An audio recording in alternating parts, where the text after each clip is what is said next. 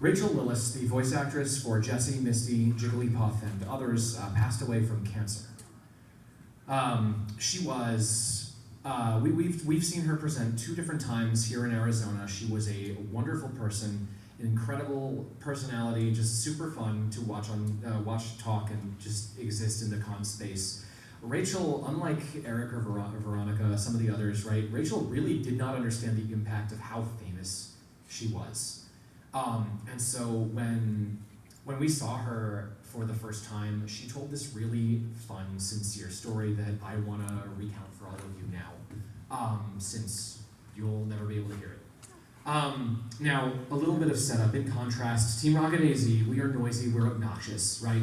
We had seen Eric Stewart, the voice actor for James and Brock, and the Magikarp salesman, most importantly, amongst other voices, right? The voice acting team was like 7 people, and a bunch of them did multiple things, right? Veronica was just Ash, and maybe also Richie?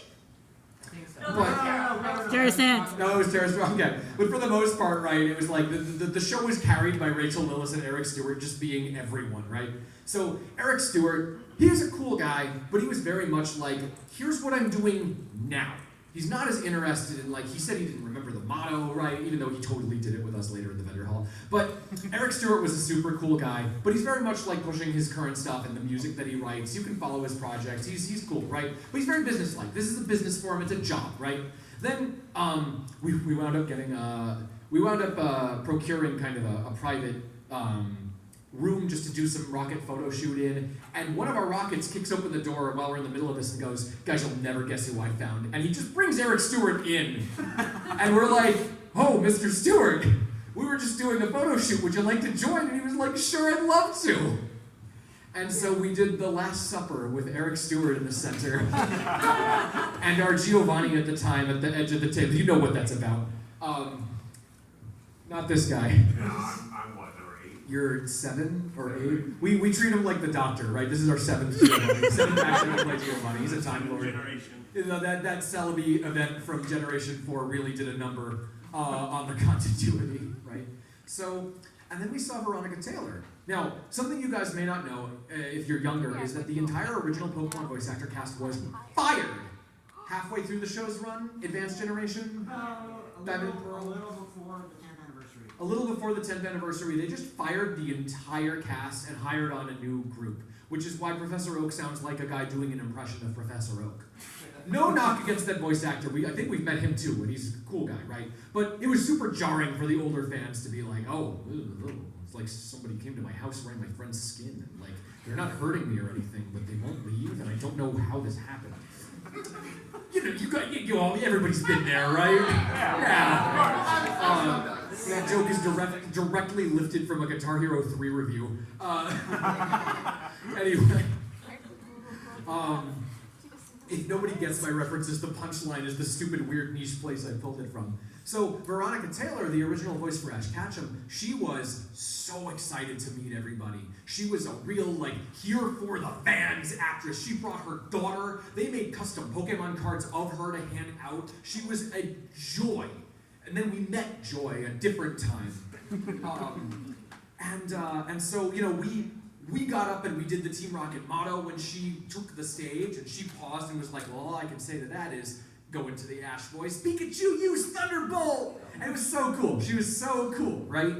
And then we heard that Rachael Lillis, the third of the voice actors we would get to see, right, third of the main trio, was going to be at Tucson Comic-Con one of the years we were there. And the Tucson Comic-Con staff was like, guys, this is like her first time ever doing this sort of thing. That thing that you guys always do, don't. We are asking you right now, do not ambush Rachael. Do not be the thing that we know that you are, and love, that's fine. Don't do it to Rachael. She's very, very nervous. This is her first time doing any of this stuff, right? And so we sat and listened very respectfully. And so this is Rachel's story that I'm going to tell right now. So Rachael explained that she had gone to a big, huge casting call for this new show that was coming over from Japan called Pokemon.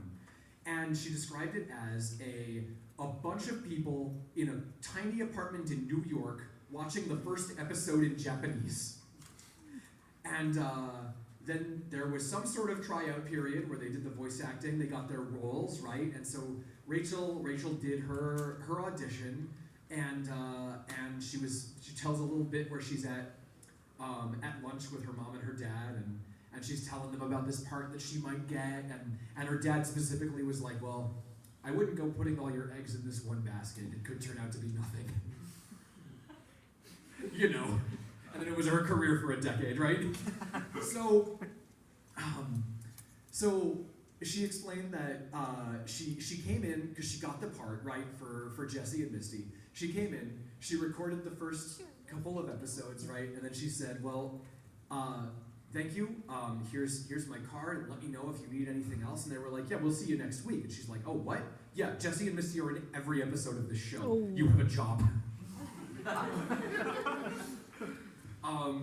Now, apparently she was so nervous about her work that she wouldn't even watch the show. She lived in an apartment with like 4 dancers, and they would all get up to watch the show early in the morning. They were super into it, and then she would just sheepishly be like, did you like it? They were like, yeah, this show's cool.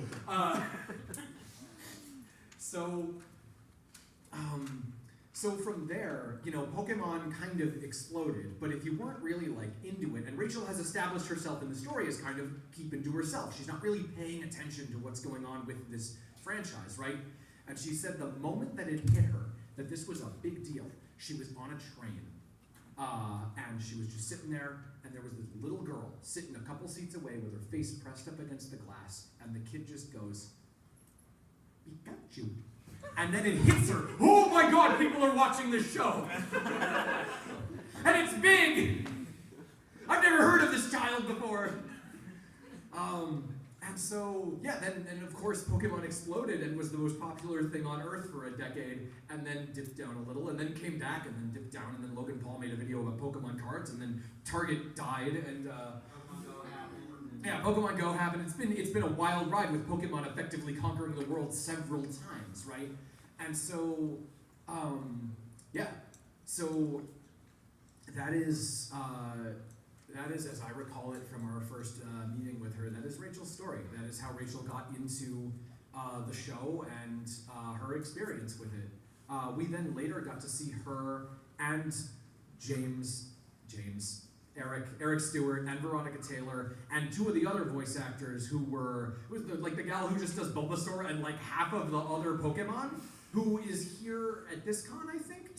Tara Sage? Tara Sands, the other thing. And then, was it Nurse Joy? Nurse Joy, Who did just Nurse Joy? I don't know how she got away with that.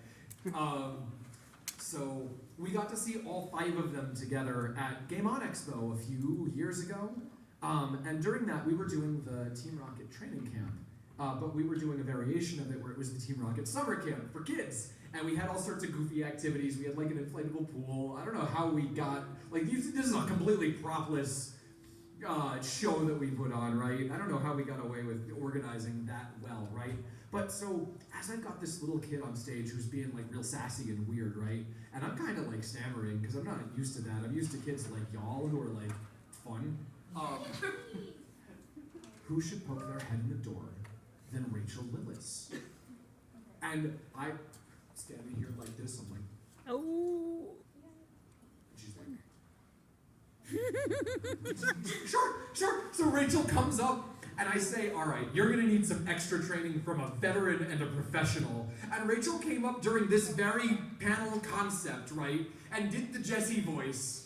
And like had the kid do some goofy stuff, and so that was super fun, and it's probably like one of the big highlights of my career, my time doing whatever it is this is, right? So, so selfishly, right, I feel this I have this fun little personal memory with Rachael Lillis, right? But that is the Rachael Lillis story. She was wonderful and offered a very unique perspective on voice acting and the kind of larger scope of the Pokemon franchise, because we had, you know, Eric with the business and Veronica with the fans and Rachael with the this is big. So thank you everybody for listening. I felt it was important to share that story, my experience with Rachael and the way that I remember her as a big fan of Pokemon and a big fan of her work. She lives on in Super Smash Brothers. She is still Jigglypuff, I believe. And you can even have T-Rock and Oleg together because Eric Stewart is Meta Knight. There's also So- the costumes. Huh? There's also the costumes in Ultimate. Yeah, of course. Yeah. But their actual voices are, Yeah. yeah. Yeah, that's all that. Thank you all.